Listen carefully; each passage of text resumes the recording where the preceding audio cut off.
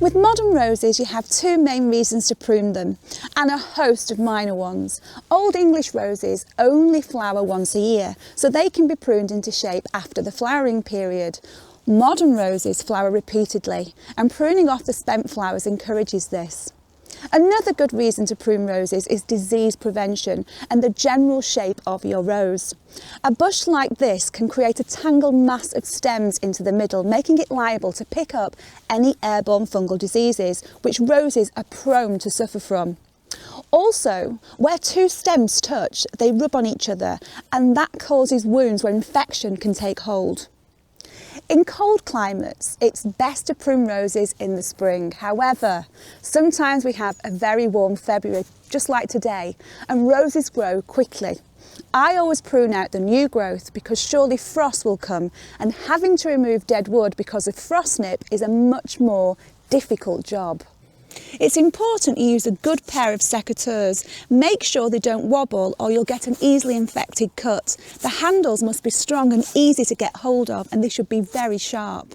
Don't try to use secateurs on anything other than pruning small branches, and don't attack anything thicker than a small pencil.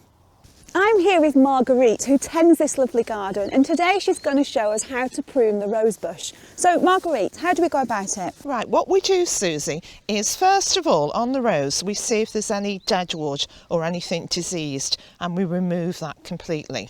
Then we want to get the rose in a lovely open shape like a wine goblet, and to achieve that we take out any stems that are crossing over, any stems that are congested or rubbing together, and open up the middle of it, so we'll get this lovely shape. These are two nice growth buds.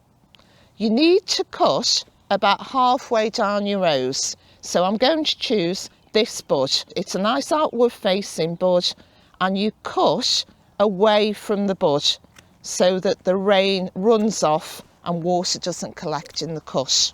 I'm here with the climbing rose, and I know most gardeners find them the most difficult to prune for some reason. Why do you think that is? I think what it is with climbing rose, people are a little bit confused which stems to take off. I'm taking off these branches at the front, this one that's diseased, and I'm taking these hard down so they won't regrow because they're the wrong shape for what we want on the climber. I'm going to take the side shoots off these main branches down hard, but before I do that I'll take this which is crossing over because I want to tie those in. And the principle for this rose is the same as the other rose. Take out anything congested, anything diseased or damaged or dead, and then get a good framework. And a good framework for a climber is 3 or 4 main shoots against the thing it's climbing up, and then cut hard back by 2/3 the side shoots and tie those in, and they will produce you flowers. So we're going to take a look at the standard roses and how we actually prune them. Unfortunately, in our garden today, we haven't got a standard rose. We've got a hybrid tea.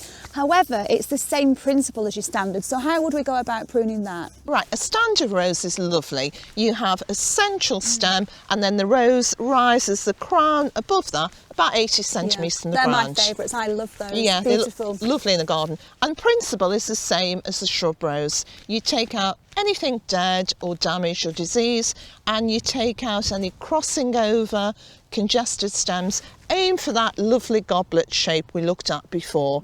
Don't go for a round shape, and that's pruning your standard rose. Clear away any clippings. Don't compost them, either bin them or burn them. Also, when you finish with your secateurs, it's important to clean them with a clean baby wipe. This will prevent any transfer of infection.